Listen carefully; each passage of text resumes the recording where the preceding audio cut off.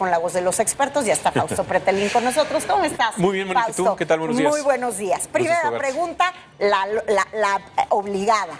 ¿Es un golpe de Estado o no es un golpe de Estado?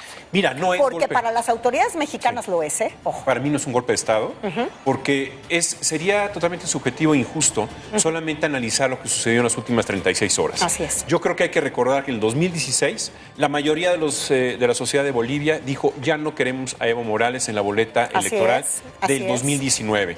Él incumplió, él hizo la Constitución, él reformó la Constitución y él desobedeció a su propia Constitución y desobedeció el mandato de la mayoría, es decir, del 51%. Puede ser mucho, puede ser poco, lo que sea, pero era de alguna manera un número que le obligaba a él prácticamente a ya no presentarse a las elecciones del 2019. Se presentó y eso fue una traición a la sociedad de Bolivia. Lo que sucedió ayer no es golpe de Estado, Mónica, primero, porque renuncia. Segundo, porque el principal sindicato de Bolivia le pidió que renunciara.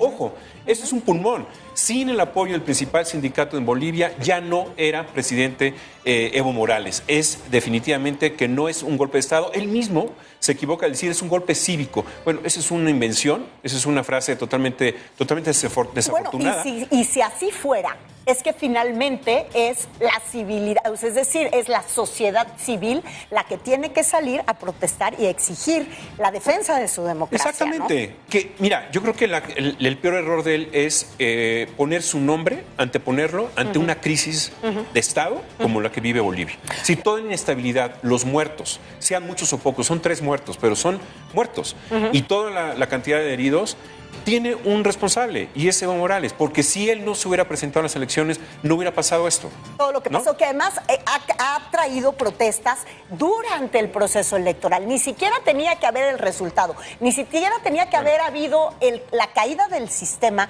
donde una vez recuperada, Evo Morales queda como el gran ganador y entonces evidentemente sale la Organización de los Estados Americanos a denunciar las muchísimas irregularidades en el proceso electoral. Como tú bien dices, pues no es algo de las últimas 36 horas, es algo que los mecanismos internacionales están denunciando. Sí, mira, a ver, es un personaje tramposo. Tú recuerdas que cuando él le cambia el nombre al país, no contabilizó su primer periodo de gobierno. Entonces, para él, inició su primer periodo de gobierno ya con el nuevo nombre del país, lo cual es una trampa total. Pon tú que, bueno, se le pasa, pero lo que no se le puede pasar es que se burle de la sociedad de Bolivia al decir, sí, yo someto este referéndum revocatorio, lo pierdo y sin embargo me quedo porque un juez me dice que por derechos humanos me tengo que quedar.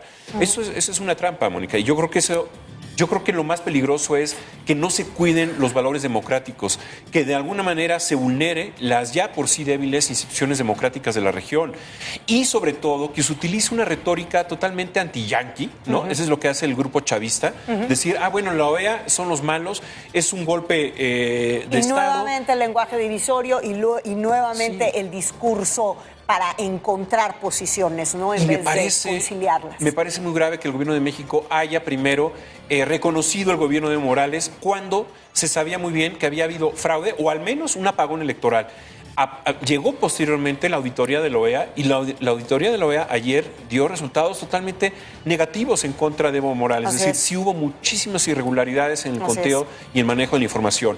Tenemos a un subsecretario de América Latina. Evo Morales de alguna manera lo reconoce cuando acepta ir nuevamente a elecciones. Porque ahí empieza la presión. Claro. Ahí empieza la presión. Cuando ya de alguna manera, el día de ayer le dice el principal sindicato, no te queremos ya, presenta tu renuncia, ahí de alguna manera culmina. Porque estos grupos chavistas dicen, no, es que los soldados, los militares le pidieron, ok, pero no hablan de que el principal sindicato también le pidió la renuncia. Ya nos distrajimos de lo que comenzabas a desarrollar y mi pregunta iba precisamente hacia allá. ¿Cuál será la manera más correcta y más sensata para México de interpretar la decisión de nuestra Cancillería de abrir pues nuestra casa a un personaje como Evo Morales y a su cúpula principal? Mira, Mónica, yo creo que en la Secretaría de Relaciones Exteriores hay un brazo chavista que es el subsecretario para América Latina, Maximiliano Reyes. está de alguna manera muy vinculado con Jadko Polemski, la presidenta del partido Morena. Yo creo que son muchas pistas las que de alguna manera nos debe de preocupar. Pero a ver, aquí yo me detendría. Probablemente el subsecretario sí, pero si nos vamos a los antecedentes, incluso académicos, del secretario Marcelo Ebrard, no es así. Sí. Mira, a mí me sorprende. A mí también. Marcelo Ebrard me parece uno de los personajes más brillantes del sexenio. Sin duda. De los secretarios más importantes. Pero el haberse dado un paso atrás en el Grupo de Lima con el tema de Venezuela, creo que es muy cuestionable. Porque se demuestra que también Nicolás Maduro es un personaje autócrata que creó una asamblea constituyente como un parche para totalmente marginar a la auténtica, a la legítima y a la democráticamente electa en diciembre del 2015. Yo creo que el gobierno de México está dando un cambio, un cambio de rumbo en política exterior que no es beneficioso porque en realidad el eje chavista está muerto y sin embargo quieren resucitarlo de las entrañas, sobre todo el Grupo de Puebla, un Grupo de Puebla comandado por chileno Ominami, que de alguna manera también ha sido acusado en Chile de un pequeño Odebrecht, sí, pequeño, no la dimensión de Odebrecht Brasil, pero también está metido en temas de corrupción. Ahora, no olvidemos que no es la primera vez que México lo haría. En otras circunstancias, con otros personajes, pero con personajes incluso todavía mucho más señalados por crímenes de lesa humanidad. Incluso, ¿y sabes a quién me refiero? Al Shah de Irán en los 70s. Sí, cuando también, México lo recibe. Exactamente, es uno de los antecedentes importantes. No es aplicable al tema de Evo Morales. Evo Morales, es Mónica, diferente, es muy diferente. Fue un buen presidente, hay que decirlo. Fue un presidente, y llegó democráticamente. Llegó democráticamente y qué bueno que le fue bien. Sí. Sin embargo, se obsesionó por el poder. Así es. Y traicionó al pueblo de Bolivia. Y eso no se vale. Entonces, si uno va a hacer un buen ejercicio democrático, tiene que serlo del inicio hasta el final, ¿no? Así es. Ahora, ojalá que la Cancillería de México, Mónica, perdón la interrupción, pues rectifique. No lo creo que lo vaya a hacer. No. Le está abriendo las puertas a Evo Morales. Tiene un discurso totalmente mucho más cercano a lo que fue el eje chavista, de lo que puede ser una política exterior progresista, ¿no?